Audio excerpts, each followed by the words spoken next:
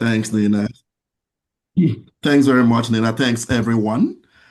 Good morning, good afternoon, and good evening. My name is Osita Abana. I lead the Hertie Africa Alumni Network. It is my distinct pleasure to welcome you all to this event on behalf of the network. This gathering brings me great joy, not only because we'll be exchanging ideas on a topic that's critical to Africa's development, but because this event has brought us all together as a community to forge connections and strengthen the bonds of friendship that unite us. As the great African writer Chinua Achebe wrote in his timeless novel Things Fall Apart, a man who calls his kinsmen to a feast does not do so to save them from starving. They all have food in their homes. When we gather in the moonlit village ground, it is not because of the moon. Every man or woman can see it in his home compound. We come together because it is good for kinsmen to do so. When we launched the Hertie Africa Alumni Network last year, we set out three core objectives: to build a strong Africa alumni network community, to deepen the ties between our network and the broader Hertie community, and to help make a positive difference in Africa. The African Alumni Speaker Series is one of the levers through which we will drive the attainment of these goals. And I'm truly excited that we've gathered here today for its inaugural edition to explore a topic that is not only crucial for unleashing the forces of development across the continent, but for improving the lives of Africans. Today's panel brings together panelists with deep expertise. I encourage everyone to listen actively, engage thoughtfully, and think not only about insights, but also about action. What this discussion means for our communities, Africa, and the world. I would like to thank everyone who has played a part in building this network and organizing this event. They include my fellow alumni, passionate Hertie students who have been instrumental in making this happen, in particular Esther Ndagire, leader of the Hertie School Africa Policy Club, and Vernon Washington, who will be moderating today's discussion. A special word of gratitude to the Hertie School leadership, especially the president of the Hertie School, Professor Cornelia Voll, and Managing Director Dr. Axel Beisch. Your continued partnership means a lot to us. I would be remiss not to acknowledge the indefatigable team at the Hertie Alumni Office, Nena, who leads the office, and Ivana, who have worked incredibly hard to bring this event to life. Last but certainly not least, my sincere thanks to our distinguished panelists and to every member of our audience for creating time to be part of this conversation. In the spirit of Black History Month, which is being celebrated around the world this month, I will close with words from Dr. Martin Luther King Jr. that speak powerfully to the urgency of purposeful action. Dr. King wrote, and I quote, "Somewhere we must come to see that human progress never rolls in on wheels of inevitability. It comes through the tireless efforts and the persistent work of dedicated individuals. Without this hard work, time becomes an ally of the primitive forces of social stagnation. So we must help time and realize that the time is always right to do right." End of quote. With that, let's get started. Over to you, Nena. Thank you so much, Osita, for that very inspiring opening. Um, in order to get to know who is in the virtual room, we've created a very short survey, which we would like to ask all participants to take. There are three quick questions which would help our panelists understand who you are, where you're from, and what brought you to this gathering today. You can scan the code that you see on your screen, or there is also a link in the chat that you can click. So we will give you a moment to answer the first question, and my colleague Oscar will share the results for all of us so that we can understand who is in the virtual room today. So please take a moment to answer the first question.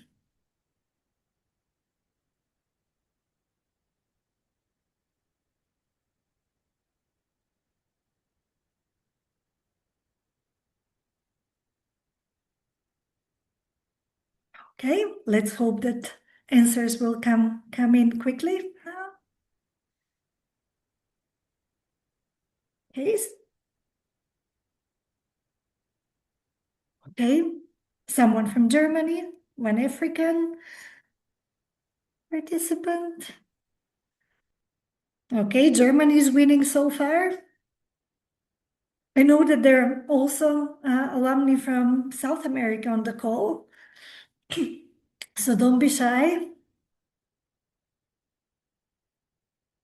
Anyone else? Anyone else? Okay, maybe we give you a few more moments. Okay, so we mainly have participants joining from Germany. Let's go to the next question, please. Aha, okay, so what is your connection to the Hertie School? Quite a few students, some alumni, as well as other curious participants. Welcome to all of you. This is an event for the whole Hertie community and for friends. So a very warm welcome to all of you. And one last question. What brings you to this meeting?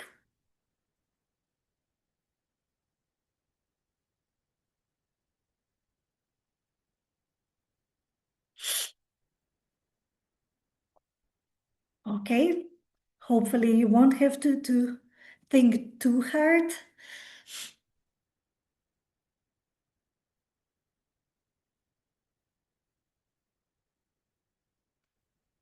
Okay, we have great answers. Recommendations, that's great. Africa's future, interest in the topic. That's obvious. Thank you for being here. Supporting and learning from Africa-centric events at Hertie. Absolutely. That was the idea behind this event.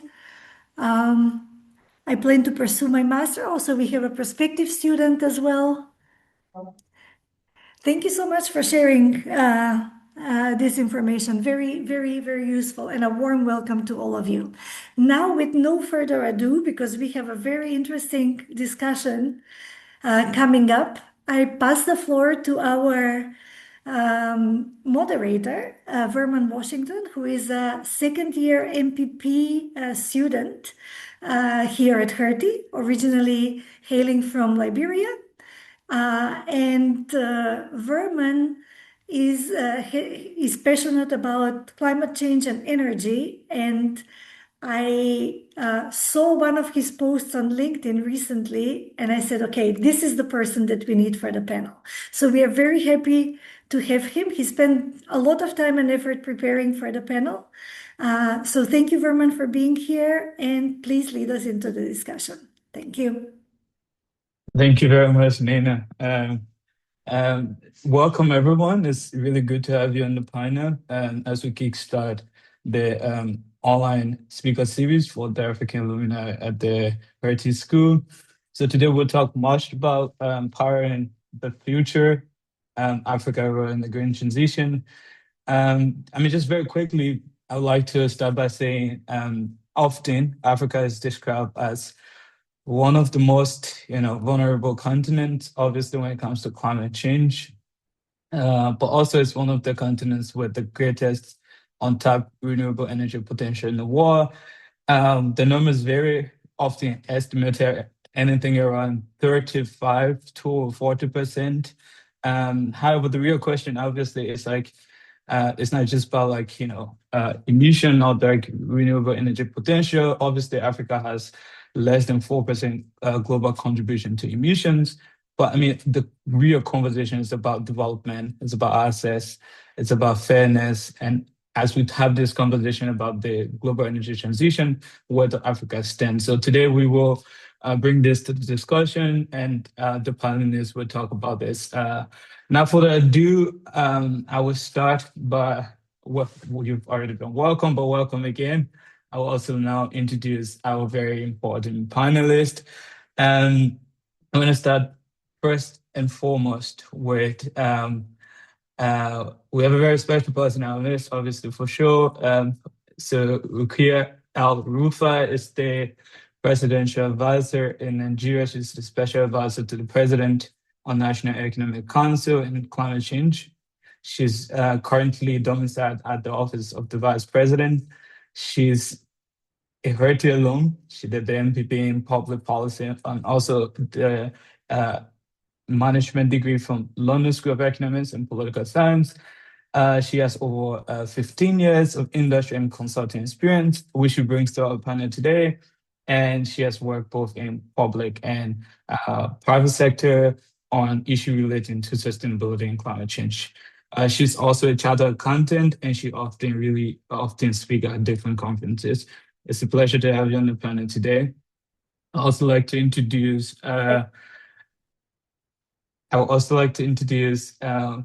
Dr. Emmanuel Makumba Mali. Dr. Mali is a Zambian diplomat. He is currently serving as the Director of Democracy and Good Governance, also as an acting Director for Peace and Security at the International Conference of the Great Lakes Region.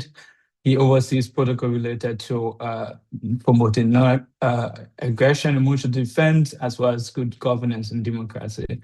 He has previously worked as a policy specialist in the Zambian Cabinet Office, as well as advisor in various diplomatic missions, including in the Netherlands and in Germany. He has a doctorate degree from the University of Lusaka. He's also a very proud Hertie alum. He did the MPP as well. And he also has a Bachelor of Arts in Economics. He's also not done yet. He's currently studying for a Master of Art in Peace and Conflict Studies. It's very good to have you, Dr. Mali, on this panel today. And I would also like to introduce my very special Nimbwani. Nimbwani is a recent alum, a 2024 alum of the Hertie School. She focuses a lot on climate. She focuses a lot on energy transition as well as energy access and just transition. She is a contributing researcher and co-author of an upcoming report on fossil fuel revenue replacement in Angola, Senegal, and Tanzania for the Fossil Fuel Non-Proliferation Treaty Initiative. She has worked at the RENA. She also worked at the UNFCCC. She also has worked at the GIZ, PIC, and she is also an MIA graduate from the Hertie School, and she has a bachelor's degree from international relations from the Jacob University in Birmingham. It's really lovely to have you on the panel today. We will kick off this discussion right now, but asking, I'd like to start with Rukaya. Please, if you can just start by telling us from your current line of work in the presidency at in Nigeria, and also being domiciled vice president office, and also your expertise in this sector. What is the biggest, energy challenge you see that is currently happening in the African continent, especially looking at the next decade? Thank you.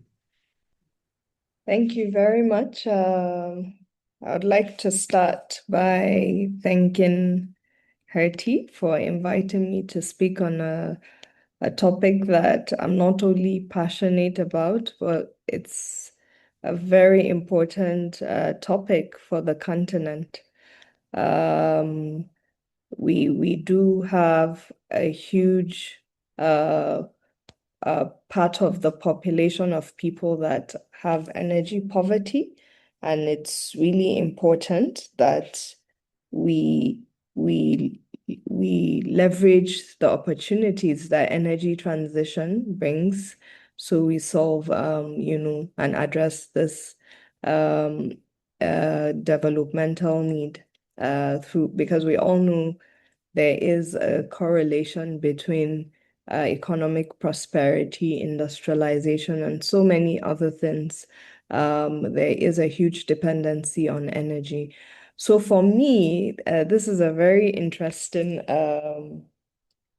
question. There are so many challenges, but if I am to choose one, that it's not only important but cuts across the demand and supply side is finance.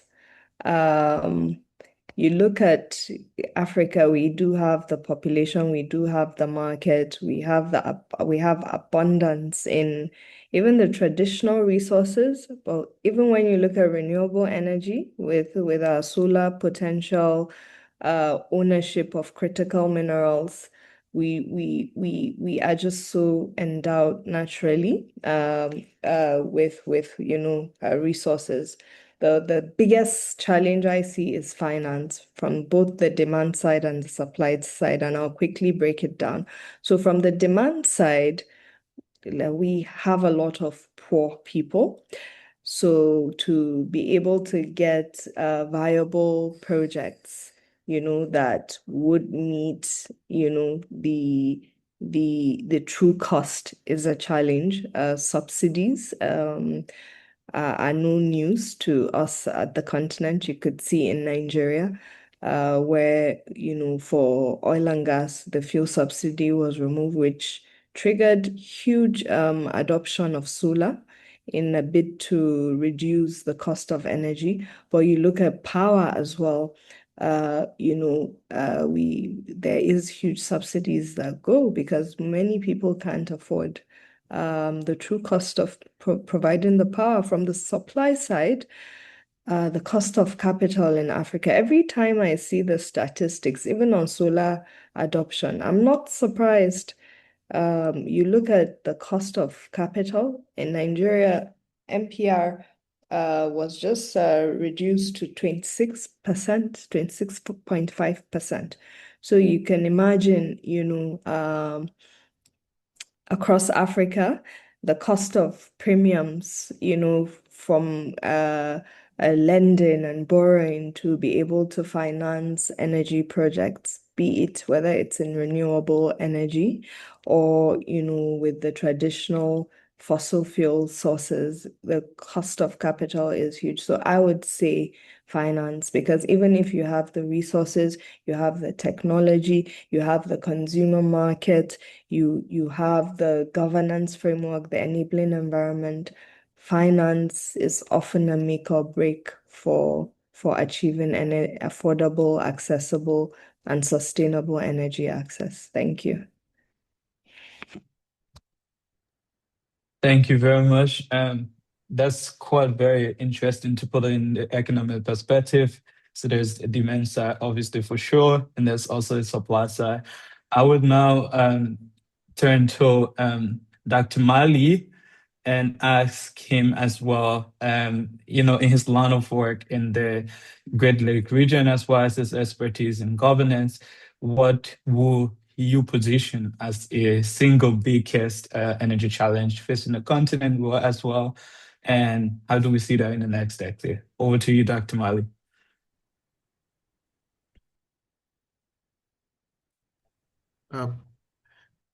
Thank you very much.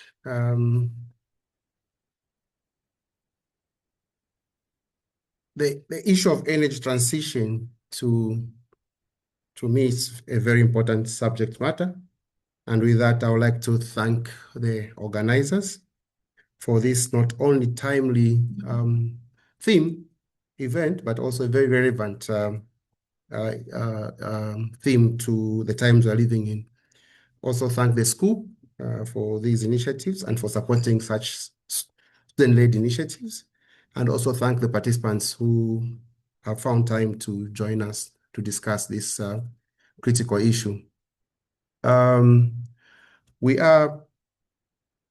Energy transition, while it's good that it brings all the good things we need for our technology, for this particular world we live in to move smoothly, it also comes with significant external costs, not just to the environment, but also to the way we live our lives. In some parts of the globe, and especially where I'm working, the energy transition comes with the issue of sustaining conflict and also perpetuating conflicts. The Great Lakes region of Africa is well known for its vast natural resources and immense biodiversity. But again, it's a region known for its poverty and a site of significant conflict, driven by an interplay of many factors, including historical ties, political-led conflict, economic-led conflict. But what is true now is that these natural resources are initiating conflicts in themselves. We cannot discuss the issue of energy transition without discussing the critical role which the African Great Lakes brings. Countries like DRC, Rwanda, Burundi, Uganda, Tanzania, Central African Republic, Congo Brazzaville sit on abundant a plate of tantalum, tungsten, tin, lithium needed for this energy transition. However, it is in these countries where you find that there is perpetually an increase in violence, leading to displacement of millions of people and instability. As we speak now, we have close to 7 million people displaced in the eastern DRC, which is one of the richest places in the world when it comes to the needed resources for our technologies. And hence, for me, this issue is important. We need, as students, we need as an alumni to discuss how then can we position and discuss energy transition without it leading to unsustaining conflicts. How do we then ensure that as we discuss these elements, we are also taking into cognizance of the factors which come with multilateral institutions which use all means to have access to these minerals. What kind of solutions are there to ensure that there's a win-win situation, and that as we drive this, we not only produce sustainable energy solutions, but also solutions which end conflict, which enhance prosperity in this region, solutions which create jobs for our youth and women, solutions which put issues of governance, corruption, and weak institutions at the front row of our discussion. And with that, I would like to thank the moderator for thinking through this and also for bringing this topic to the table this evening. I thank you. Thank you very much, Dr. That's a very important conversation to start. One key phrase I picked was like, transition can just happen without this conversation, which I think is very important as we, gravitate towards, this sustainable transition. We should ensure that it doesn't prolong conflict. So that's a very good note to start. I will now turn over to my very good friend, Nubwani. From your experiences working with PIC, for example, that does a lot of work with climate change as well. What do you think of states like the single biggest energy challenge you see facing the continent? And how do you look at that in the next decade? Over to you, Nubwani. Thank you, Vermon, and thank you to Hertie School for hosting us for this discussion. So I agree with Rukaya that energy access is a very, very big issue. I think, Vermon, you also mentioned this in the beginning, that more than 500 million people in the continent don't have access to energy. In addition to that, I also think the topic of fossil fuel phase out is going to be a very big challenge, because you have countries that are fossil fuel dependent, like Angola, which was one of the countries that I sort of briefly touched on in this project I worked on last year on fossil fuel revenue replacement, as well as other countries who are new producers or potential new producers. So countries like Uganda with oil discoveries, Mozambique and Tanzania with gas discoveries. So in these countries, fossil fuel phase outs mean loss of revenue or potential revenues. And this might bring conflict or is already causing a lot of conflict between civil society and communities that have been affected by these projects and governments, which are thinking in terms of economic productivity, GDP increase, and so on. And of course, fossil fuels are harmful to human health, the environment, the planet. And on the other hand, you have the perceived benefits, sort of overlooking all that. And so in the next decade, I think it's going to be very important to have these discussions between civil society, communities, and our governments, African governments, on how to move forward, because I think there are different sides, different stakeholders are seeing this topic differently. Some are calling for phase down, for example, and others are calling for phase out. So I would say fossil fuel phase outs are going to be a very big challenge in the next decade. Thank you very much, Nibana. I'm just going to synthesize everything you've said. I think for Korea, the biggest challenge is finance. I mean, obviously there's potential for innovation, but finance will accelerate that. Dr. Mali kind of draw our attention mostly towards, that as we transition, we should ensure that this transition doesn't prolong conflict. And Nibana just make it very summarize that for us, saying that whether or not we, phase out or phase down, I mean, we should focus on how bringing stakeholders to the table for this discussion. I will now move on to something that's also very important when we talk about fossil fuel, or when we talk about the energy transition on the continent. It's about this conversation about just energy transition. And for Africa, it just doesn't mean, the transition alone, but it's also what are the probable development trade-off. And I was, start off by, asking Rukuya, and especially with her work, very, very close to the presidency in Nigeria, which obviously is the largest single market on the continent. What does just transition, just energy transition actually mean in the African context here? Where obviously for sure energy poverty remains very widespread. Most countries in Africa have not more than 50% of electricity access rate. I mean, that is huge. In fact, over 600 million people just have access to electricity. So what when we think about just energy transition in African context, what comes to mind in this case? Over to you. Thank you.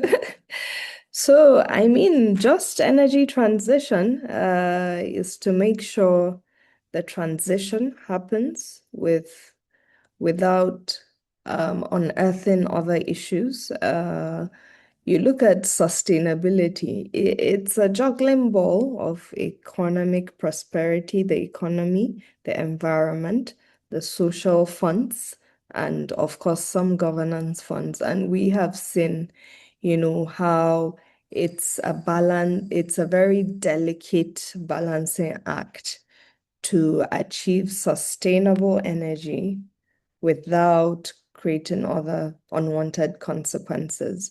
And that's why, like you rightly mentioned, Africa has huge energy poverty. And I think not only energy poverty rates. So for us, affordability, availability, and security too has now become an important lens. So just energy transition from an African perspective is to make sure that we own our own journey and we curate our own journey, and ultimately, towards sustainable development, ensuring there's sustainable energy for everyone, through decarbonized pathways, through sustainable pathways. But at the center, you're thinking of affordability. And another aspect and angle that comes in is this rich endowment to natural resources. And I honestly have always seen sustainability from the value creation lens. We're lucky now, the technologies are cheap, scalable. And I'll give you examples where I think it's even a leapfrog opportunity for Africa, the energy transition.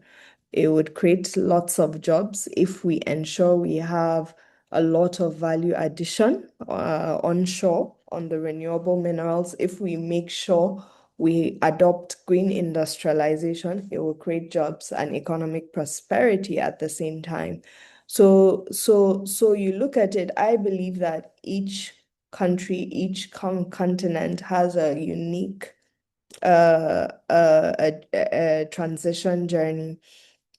And, I look at it from, the natural capital of a country and ensuring decarbonized pathways that are feasible, practical, and affordable, towards, that energy access. So let me give you an example between Nigeria and Ethiopia. So Nigeria, for us, and we have an energy transition plan. We ultimately want to get to renewables, but we are so endowed with gas. And I'm sure you know we're a huge fossil fuel based economy, but we are powered with gas as a transition fuel. You look at our energy generation profile, a large part of it is from gas. So for us, gas to power is a huge aspect, and we're very diverse, even geographically. Where down south is where you have huge gas reserves, but up north has very strong solar radiation. There's so much solar potential there, hydro. So I believe that it's about creating an energy mix that leverages your natural capital that can get you towards an optimal net zero mix. That's for Nigeria. And let me tell you, Ethiopian journey. Ethiopia is largely hydro. I'm sure everyone knows of the dam that, is very impressive that they came together, powered by their diaspora and citizens. They built the dam and they have so much surplus. But you see, for us in Nigeria, we are introducing CNG, LPG, and all these other transport facilities with alternate fuels beyond petrol and diesel. But for Ethiopia, for example, because now they have this huge surplus energy from that dam, they now have so much EV. I think by next year you can't even import a car with combustible engine. It's EV and hybrid from next year. I went to Ethiopia and I was really surprised with the tons of EVs that I was seeing, because that's the natural capital they have. So that's why I think, to truly address the energy poverty, one has to be practical and realistic with its natural capital and look at the feasible and viable, including economically viable pathways that are decarbonized, and ultimately where you get to your net zero. Another one that I'm very passionate about is cooking. It really breaks my heart if I look at the statistics. 4 out of every 5 African is subjected to harmful gas from cooking. Cooking is the most basic form of energy. So you see, each continent has totally different. For us, we're even trying to push out clean cooking. And what's even viable right now, because we're actually we have a project called Project FUCO under the Human Capital Development Program, which I coordinate. We're trying to to come up with innovative financing for clean cooking using carbon credits, but gas and other cooking technologies are not commercially viable to be financed through carbon credits. It's improved cook stove. So you see, in as much as we want to move people to electric cooking or LPG and all that, the numbers were not adding up. So it has to start with improved cook stove for firewood charcoal. And then as you solve multidimensional poverty and people can afford, more sophisticated cooking methods, you're moving people. So it's totally different, and context matters for not only continents, but even within continents, country by country. And I feel the natural capital of each country is what would inform, the energy transition strategy and the journey. Thank you. Thank you very much. I mean, it's also very impressive what Ethiopia has done. It's a great model for a lot of countries, I think, in the future. But also, obviously, like what you mentioned about financing is very important. There's this report out. It's a 2025 report by the International Agency,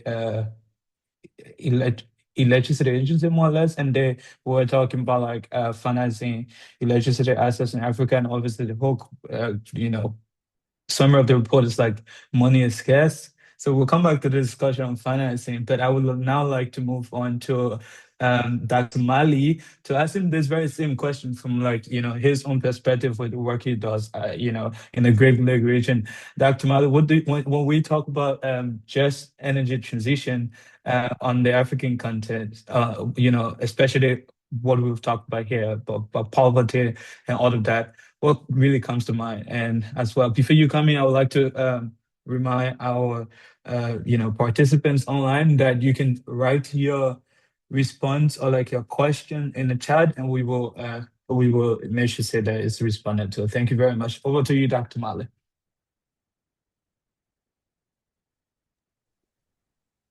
Thank you very much. So for us, net zero is definitely very important. But what we are saying is that as we procure those needed natural resources or mineral resources for our technologies, we need to ensure that they are done in such a manner that not only protects the environment, but also mitigates conflict. So the International Conference on the Great Lakes region has a regional program, and key to that is the regional certification mechanism, which we call the RCM.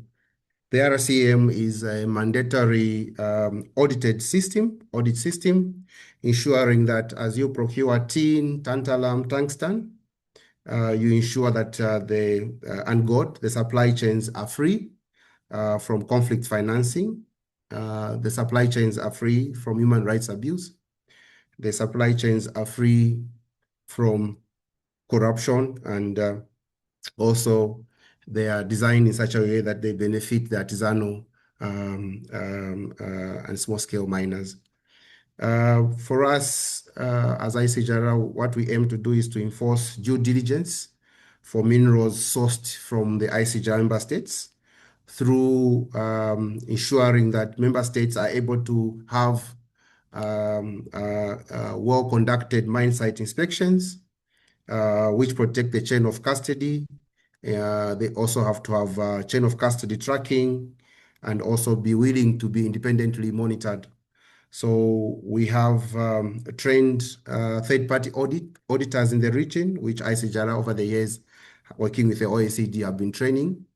Right now, as we speak, of the 12 member states we have, 5 member states are now issuing ICGR regional certification certificates, and these are DRC, Rwanda, Uganda, Tanzania, and Burundi. So as you source these critical minerals required for energy transition, you need to ensure that they are within a strict managed supply chain. The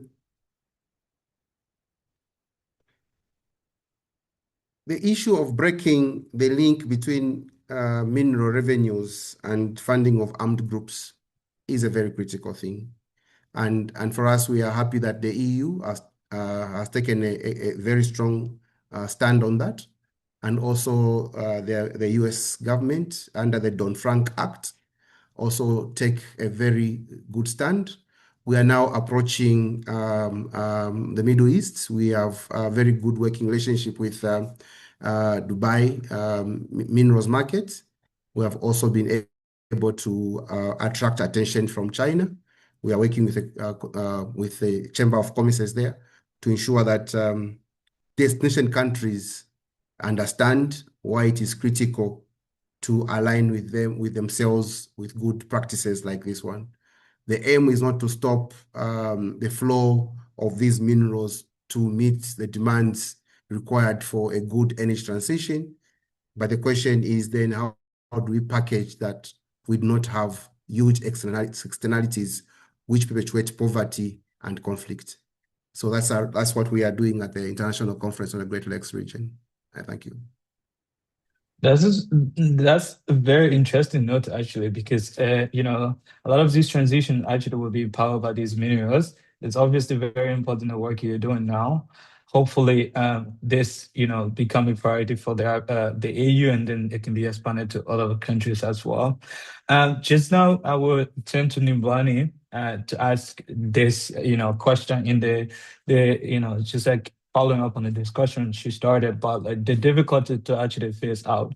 I mean, I think this is obviously now the question with a lot of African countries, Nigeria obviously included, and just not, I mean, almost every country now on the continent has this, difficulty with the trail that has to come with obviously phasing out and empowering the economy sustainably.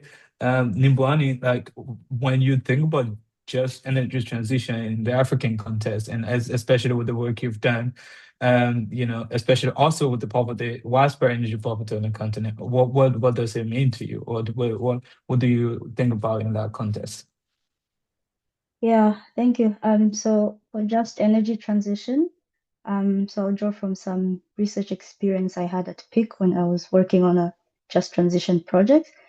So we're trying to figure out what principles are or should be included in just transition. So just to name a few, there's social dialogue, dialogue between governments and civil society, communities, as well as putting people's needs first and not the needs of businesses or private businesses first. And yeah, there are many other things, democracy, for example. So I think for the African continent specifically, energy access, as has been mentioned, needs to be addressed if we want to call the transition just. So yeah, that's number one. And also the just transition should involve various forms of justice depending on the situation, and also depending on the context. And I also think just transition in Africa, or just energy transition in Africa, should involve African ownership. This means ownership of ideas. So we shouldn't just have, I guess, initiatives being brought from external partners, for example. I think we should also have the drive to initiate things that work for us. And also African just transition should benefit Africans primarily. So this is also connected to energy access. So if we are having a just transition, that means people, especially people in the rural areas, poor people, women, indigenous people, are not left behind. They gain access to energy. And also the benefits and the economic benefits of renewable energy systems that are to be built in this transition are redistributed fairly. And this means, yeah, public revenues should support development, and it shouldn't just be about GDP numbers, right? we should really see the impact of the transition on the ground. There's a report from 2023 by a group of independent African experts. It's called Just Transition in Africa. Maybe I'll link it in the comments if anyone is interested. There's this quote I found there. Colonization restructured African economies away from serving the needs of their people domestically and towards being sites of extraction. And this is very important. I think for just transition to be truly fair and truly just in our continent, we need to change this system. So we need to make sure that even when we produce renewable energy, it benefits us. And yeah, we just need to restructure the global energy system, or at least the African energy systems, and make sure that energy access, first of all, is addressed, and then other things follow. Yeah. Thank you very much. I mean, quite very interesting point that, energy access should be just. I think obviously I do agree with that. But obviously I think this entire conversation about the, green transition has to be like a conversation about access first, and then before that, and also like all of these conversations should push us towards like, the justice that comes with it. And I do agree with the African ownership part too, as well. It's quite very much important. And just building up on that note, we will move now to the, thinking about this in a more holistic governance, innovation, financing perspective, where we will talk about like, the financing of things. So there have been quite, different mandates. So for example, the AU Agenda 2063 is a very huge policy document for like how the AU wants to, do a lot of things, especially when it comes to energy transition as well. But also quite lately, there's this Mission 300 program where the World Bank is with other some very big philanthropists, and also working with the AU, are trying to like, support energy access to over 300 million people. Think about this, and think about all of like the different, public private financing on the continent. And I would like to start with Rukia on this one, obviously, because she's very closer to the presidency there. What policy financing or like government models are showing the most promising results for accelerating Africa energy transition, and like, on the continent, obviously for sure, yes, but you can also talk about this on your own context in Nigeria, and how this can be remodeled to other countries as well, if you want to like talk about that. Yeah. So like you said, there's a lot of innovation, governance reforms, and financing mechanisms deployed. You have the Just Energy Transition Partnerships, JETP. I think South Africa and Senegal have been the ones that have been able to successfully scale through. But I think even generally the new third generation in this the national determined contributions, because what it does is end with pipelines, bankable projects, for I'm sure in many African countries, the NDCs, would have energy as a priority sector. You also have Mission 300, which is the one that I think is the latest attempt to, is it achieve 100 million, to power 100 million Africans or something? It's a World Bank financing that gives blending. Even locally in Nigeria, there are many blended facilities like DES by World Bank. But the thing is, the money that is being put on the table is catalytic for unlocking private sector capital. So it does require a lot to even be able to access, and you have to be able to come up with bankable projects, that private sector is willing to hop on. So they wouldn't hop on anything that doesn't make sense financially for them. and guarantee financing too, especially with IPPs. I think Kenya has been able to win with the independent power plants. I've seen that in Nigeria where they've been able to leverage BII and other multilateral funding guaranteed by World Bank, where private sector open an IPP leveraging gas. So guarantee financing two is able to work. Carbon markets I already spoke about. With the distributed access, and I think for us in Nigeria, there's a huge one that enables decentralized deployment, leveraging the innovative technologies, is the Electoral Act reform. We know Nigeria is a federal state, so there are three tiers of government. Formerly, power was on what we call the exclusive list, which is a duty of the federal government, but the Electoral Act has moved it to concurrent list. So states are now able to, provide their own access, they generate their power, even, they're able to take control. So even at the National Economic Council, there's a subcommittee on power in a bid to hold every state, because even the cheap finance on the table, like the M300, the one by World Bank, you can't access it if you don't have certain governance imperatives, policy imperatives.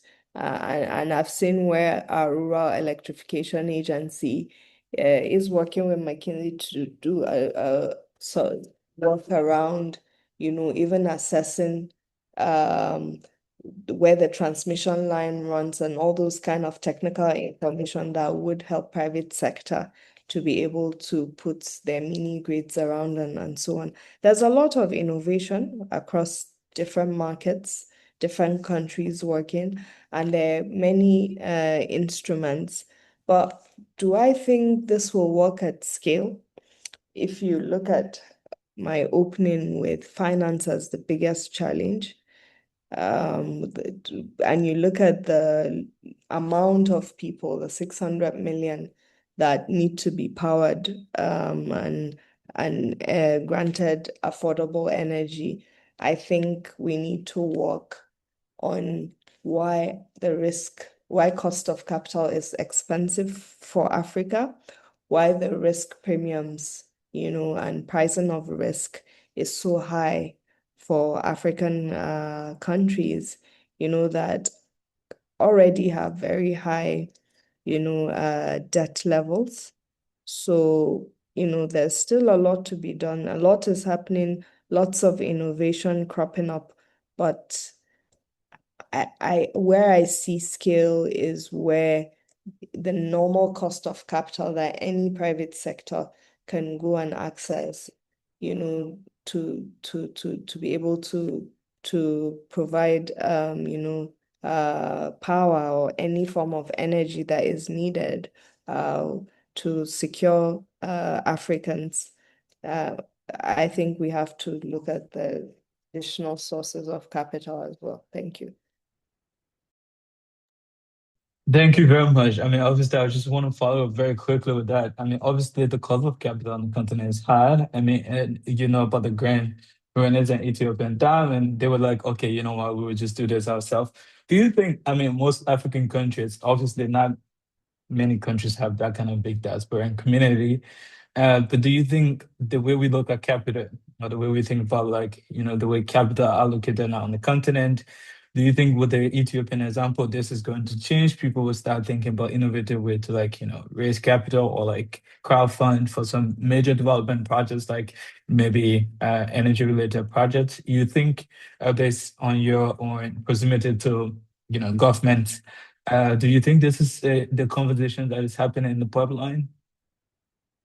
So that question is a follow-on question to me. Yes, is that to me a follow-on question to me? Yes, yes, yes.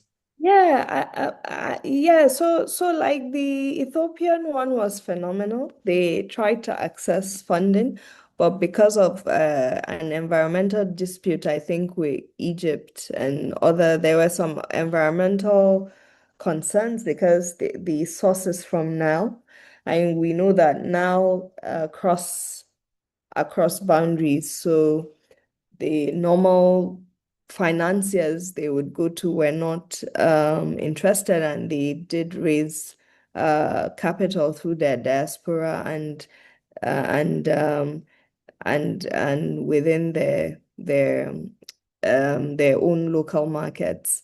Yes, we don't have I don't know if Africa has the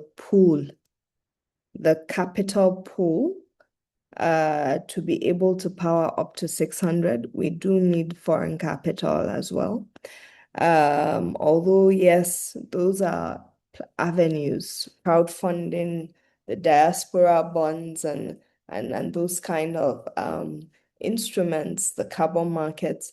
But I think, Africa needs to come together and truly look at the structure of pricing, risk, and that cost of capital, and even engage those financiers and the foreign investors to understand, work on some of the issues. So, for example, let me give you an example, debt relief, for example. Apparently, debt relief, in as much as it sounds good, it pushes up the cost of capital for countries, because imagine you lend someone money and he comes to ask you for forgiveness. If he comes tomorrow, you would place high risk premium because you're not sure he's going to, then the policy consistency, and some of these uh uh areas or drivers of that cost of capital. We need to work on that. Thank you. Thank you very much. That's a very, important conversation to have. Obviously, yeah, I do agree that African capital will not power 600 million people. We really obviously need external capital, but like Nimbani said, it has to be fair, just, you know. But I will now move to talk about global cooperation, more or less, in this discussion, especially what should Europeans and obviously global policymakers learn from African experiences in climate energy? Nibone, I'd like to start with you on this one, obviously based on the fact that you've written this really amazing report that comes out very soon as well, and with your experience researching this. Is there like a very important lessons from Africa that policymakers in Europe, in Germany, in the US, or other places in China, more or less, should really be mindful of, and like African exporter experience that they can use? Can you repeat the last part? Experiences from the continent that policymakers in China can use, or Europe, or in global cooperation can use. Good question. I'm not sure I have the right answer for that. I mean, yeah, I'm not sure I have the right answer for this. I think what's important in my view is not to copy and paste, different initiatives from different countries or from one country or region, what worked there, and then putting it or trying it in a different country. I think, I mean, maybe let's talk about Asian countries. There's some Asian countries who also face the same issue that African countries face with energy access. So we can learn from each other, or even global policymakers sitting at the more international level who are working in these continents or between these continents, could facilitate dialogue. I mean, I know dialogue is already happening between various countries, learning from each other how to increase energy access, how to maybe replicate similar. So yeah, not copying and pasting, but seeing, for example, with decentralized energy systems, how can that work in other countries, or why they've failed in the countries that they have failed in, and why they succeed in other countries. Yeah, I mean, my answer is a bit vague, I guess, but that's all I can say for now. Thank you very much. I mean, that's very important as well. I mean, like obviously the extended validity of these like mechanisms that have worked in other places. There should be specific conditions that make them work in other places. But it's good to actually learn from other people's experiences as well. Dr. Mali, I'd like to bring you back in now and ask a question about like global cooperation, especially now that you've mentioned this very incredible work about like certification for like critical minerals. How do you think this can be expanded to other markets other than ones you've mentioned? So mostly also like say European markets, because at the end of the day, whether it's in Asia, in Europe, in the US, or whatever, I mean, Africa, like critical minerals will actually power the transition in most places. So when you think about your work in the context of global cooperation, what is it that policymakers should be, watching out for as well? Yes, thank you for that question. I think to build up from where my colleague left, global cooperation is essential for many reasons. First, for us to have a successful energy transition, we need global cooperation. For us to fast track this transition, we need that cooperation.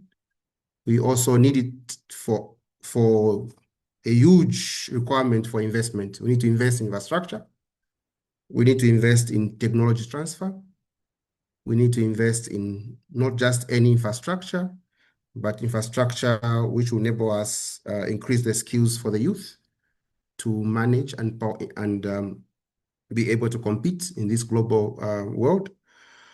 We also need to ensure that we, in the process, develop good synergies.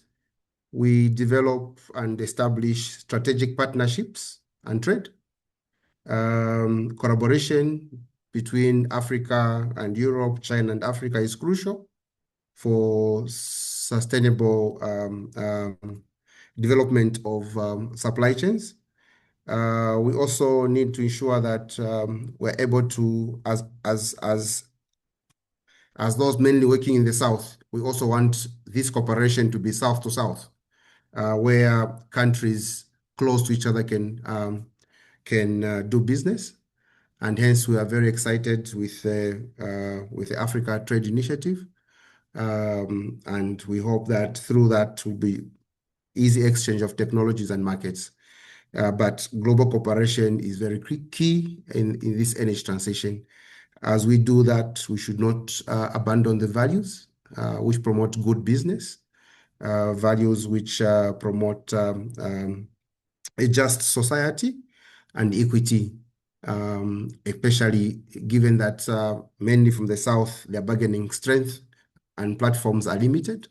And hence, we need to create that environment which helps us break trade barriers, eliminate tariffs, and also technical barriers to trade. But over and above, global cooperation is really required in energy transition. Thank you. Thank you, Doctor. I mean, obviously, that's very important. And as we seek this cooperation, I would like to quote you for the we shouldn't abandon our values of good business. I think it's quite very important, especially now, like, rising geopolitical tension, as well as like, possible trade war across here and there. It's very important for us to actually think about this. We will now actually almost be coming to a close and do like go around. And before we take a couple questions from the chat and also like from the participant, I'd like to do one last round of like parting questions to the panelists. And I'm going to start again, obviously, with Rukia here. And the question, obviously, is from a presidential policy perspective. I kind of feel like I've put you on the spot too much with this presidential portfolio thing. But how do governments balance immediate energy access need with long-term climate commitments. And obviously, for sure, on the African continent, this is like the NDC contribution from African countries and like the discussion around loss and damage in every COP is very essential. So from like a presidential policy perspective, what's your thoughts on balance with energy needs, especially when a lot of people don't have energy and with long-term climate commitments?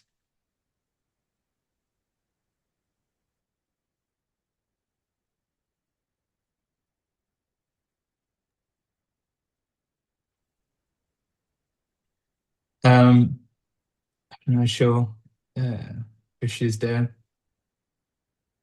Rukia, are you there? Okay, so I'm having to switch.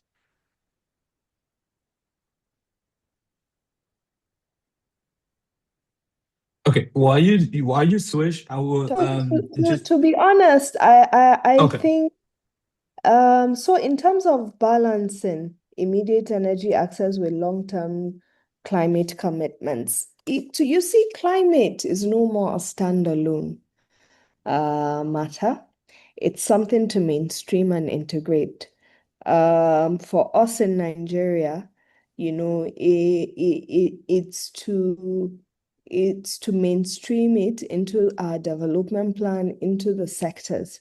You look at our Climate Change Act, which even sets up a council. The mandate there is, the council brings together all those various ministers, chaired by the president, vice chaired by the vice president. It brings together all the various ministers, including budget and planning, agri, petroleum, and the different tiers and representatives, to come together to this thing. And even for me on the Human Capital Development Plan, climate, we've prioritized health, education and skills, labor force participation, and livelihoods. Climate is one of the cross-cutting areas,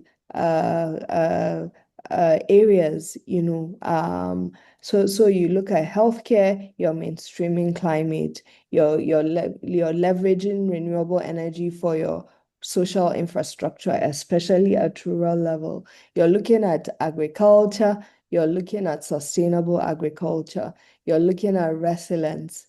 Because if you notice in Nigeria, we've been having annual floods. So how do you ensure all your agri interventions don't get washed away because you just haven't made your planning climate smart? Things like that. So honestly, I'm one of the people that don't see an either or. It's an integrated, climate smart, resilient economy, sectors of the economy. So it's not an either or. And you look at some of the climate solutions, they actually are more cost effective, right? They are actually more cost effective. Um, you save a lot of costs. Even corporates, some of the climate smart approaches you take end up even, being so. In terms of immediate energy access, with long-term climate commitments, of course you want to power up people in an affordable way immediately. And the good thing about long-term climate commitments is a transition journey. And even if you deploy uh, uh, something that is not the optimal, like solar, and for example, that I mentioned with clean cooking, where you want to even eliminate the harmful gas and the smoke from cooking before you ultimately get them. You have to just, strike that balance, get use cases. And the good thing is, even now the mini solutions for different use cases. You look at our economy is about 76.7% informal. Even the informal jobs are many. And you look at MSMEs, you look at small businesses and the energy needs they have.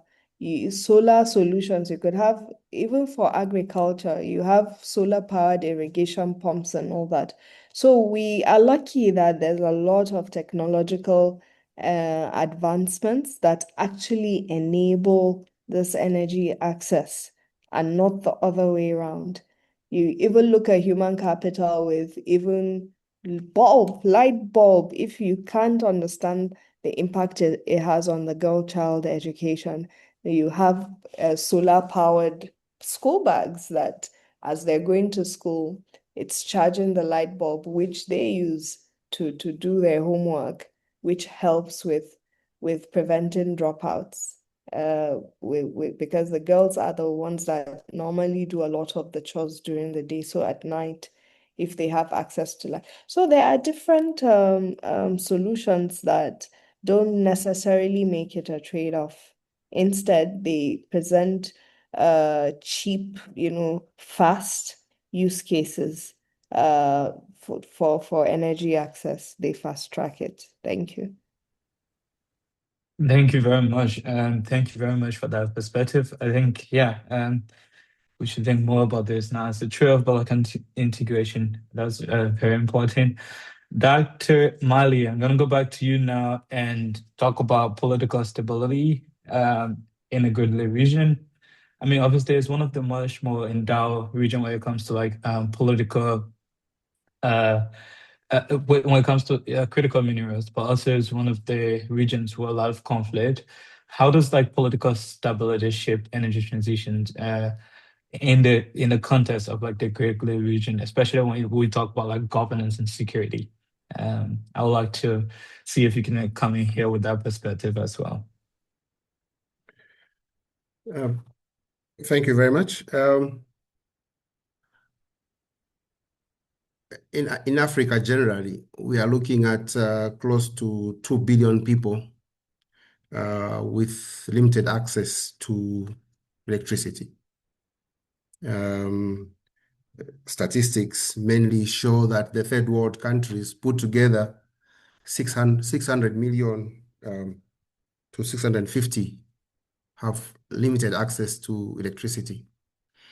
And hence, for a policymaker and for the government, it is then how do they balance that with immediate goals? When you look at the issue of instability, it's also attached to the issue of poverty. It's also attached to issue of economic opportunities. And without electricity, economic opportunities reduce significantly, contributing to insecurity. And hence, to balance up the short and long-term demands, there should be a balance between security, on the other hand, access, and also the issue of affordability of the energy. And hence, that dish, that salad, brings in the question of economic stability.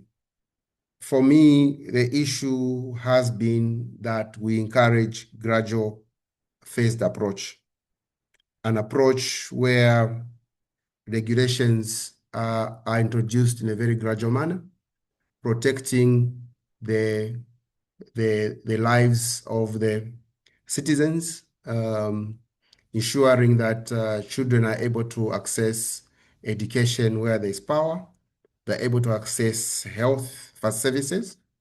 And hence, as we talk of modernizing, introducing grid systems which are more complex to accommodate this transition, we need to be fair and ensure that the cost does not fall on the people who are trying to protect. Because if it does that, you perpetuate poverty, you perpetuate instability, and that finds itself into historical and ethnic issues, which have for a long time perpetuated conflicts in Africa. And hence, it's not an easy thing for governments because on the international platform, they sign to many things.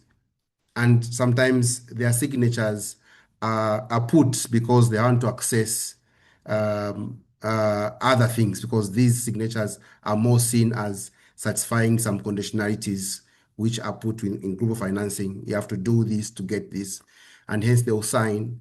But when reality hits them, when they come back home, they find themselves in these situations. And hence, at a global setting, you have to be live to these particular situations. And as my colleague had said, avoid copy pasting anything, and also being able to understand the realities in which our leaders find themselves in, and what this transition would mean if it is fast-tracked in a manner in which it's being pushed. So there's need to reflect, to understand the context, and build the solutions within those contexts in which we are operating in. So that's my take for you, Mr. Moderator. Thank you. Thank you very much. That's a very, very great way to end it. I will move to a very important aspect of this entire conversation. I will invite Nimbwani here to talk about how can we transition from the rhetorics about climate justice to action, and then how does that actually really accelerate the energy transition in Africa? Nimbwani, do you want to close out on a very high note? I don't know if it's going to be a high note, but so I wanted to talk about debt because it was brought up also by Rukaya, also answering the question. So in terms of action, I think we do need to move towards debt cancellation, because canceling debt will be the most fair thing to do, especially for the countries whose debt has reached unsustainable levels, which some African countries are in this situation. So it's reported that the Global South countries are currently spending 5 times more on repaying debts than they are on addressing the impacts of climate change, which means that there's less funding available for self-financed energy transition, energy access projects. And then there's the debt fossil fuel trap, which research has been done on this. I can link some of these also in the comment reports talking about this for anyone interested. And basically, there are countries in the Global South who take loans to finance expensive fossil fuel projects, whose revenues they hope to use to service or pay off existing loans. And then taking loans itself also adds to the debt. So it becomes a burden, it becomes a cycle, right? And so proactive climate action right now would mean restructuring the global financial system to allow African countries, or even other countries outside of Africa whose debt has reached basically unbearable levels, so that they can focus or redirect finances towards energy transition. One way to do this, which is already happening, is the debt, how do I say this? Oh yeah, the debt for climate swaps. So Germany, for example, is doing this or has done this with Kenya, Tunisia, and Egypt. Basically, debt relief is tied to commitments towards energy transition projects. And yeah, I think maybe that's one way to move forward, because it's going to just release a lot of finance that's locked into this debt cycle currently, and possibly could be one of the first steps that African countries need towards action. Yeah. Thank you very much. We will now open the floor to questions from the participant. If you're comfortable muting yourself and asking a question, that will also be very great. If you also want to type it in chat, I'm also looking at that now. So yes, please raise your hand and ask your question to our very well-knowledged panelist here. So if you're there, you have burning questions you want to ask, please, this is your moment.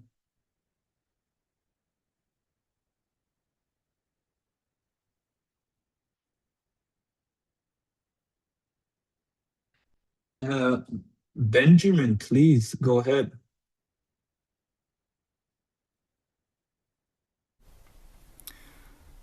Thanks a lot. Can you hear me?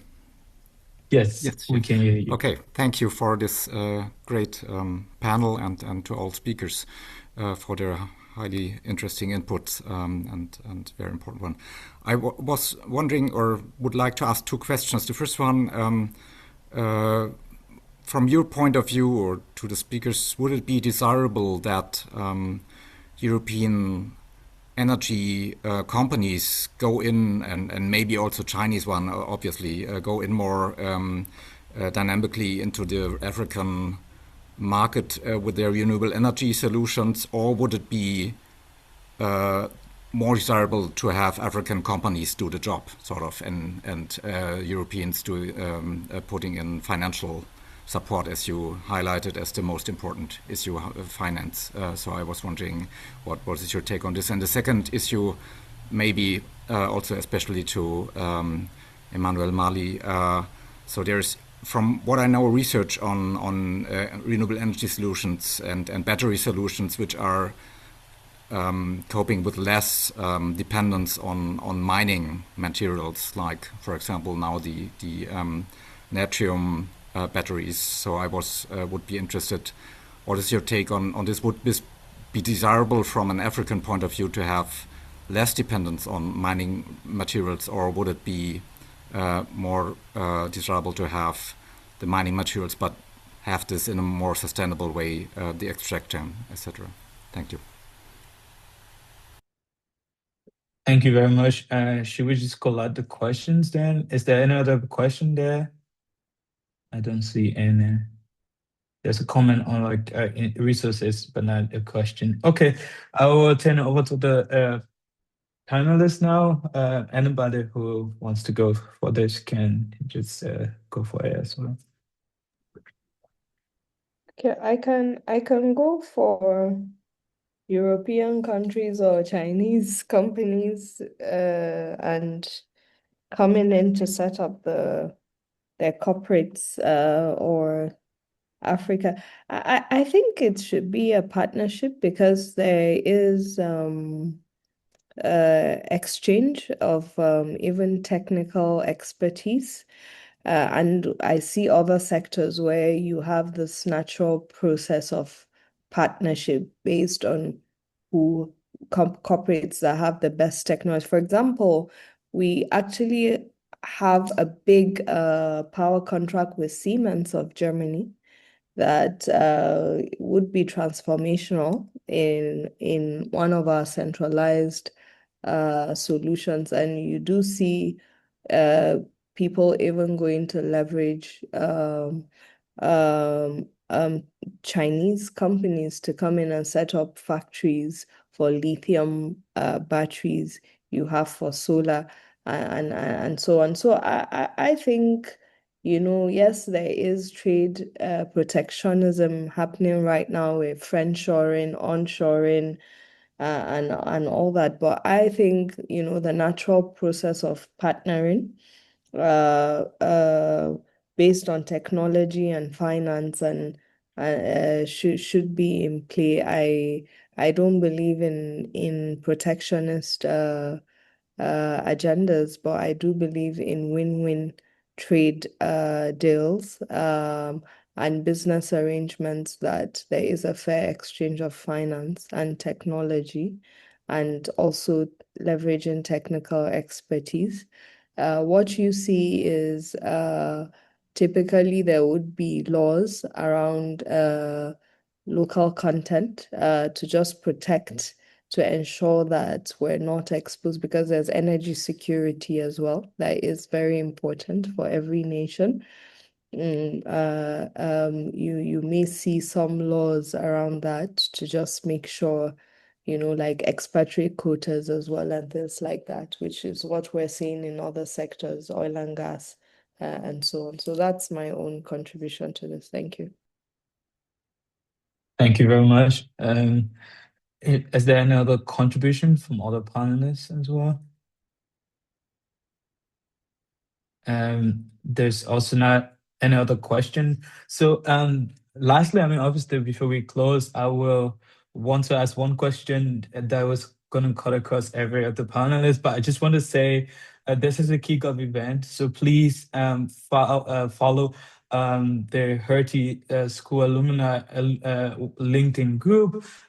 If you can put up the LinkedIn core, it would be very nice so people can see it. But it's going to be a lot of like events like this. So please keep in touch. It's been really amazing to have you join us today. On that note, before we close, I would like to ask our panelists just one question. In one word, actually, please describe your favorite Hertie experience. It could be any experience. Just describe that in one word. Anybody wants to start first? Nimbwani, you're very new, the youngest alumni, if you want to go for that first. But just in one word, you can just talk about your Hertie, favorite Hertie experience. Yeah. I think for me it was founding the Hertie School Africa Policy Club with my friends, and also I was president of the club for 2 years, and we did some very cool things, a lot of events, and the first Africa Policy Week, and there's another Policy Week coming up soon. So if anyone is interested, you should follow the Hertie School Africa Policy Club on LinkedIn. I'm also going to be involved in that. Yeah, and I think that was a highlight for me. So just being able to do something like that as a student was very important. Thank you very much. And yeah, you heard the founder. Please keep an eye out for upcoming policy week. Dr. Mali, please, if you want to go for this. Well, nothing much. It has been 14 years since I left the Hertie School, and I think by then my colleague who left in 2008 to understand that Hertie was very Eurocentric. Most of the courses were more focused on the EU structures, but very few courses offering topics related to Africa.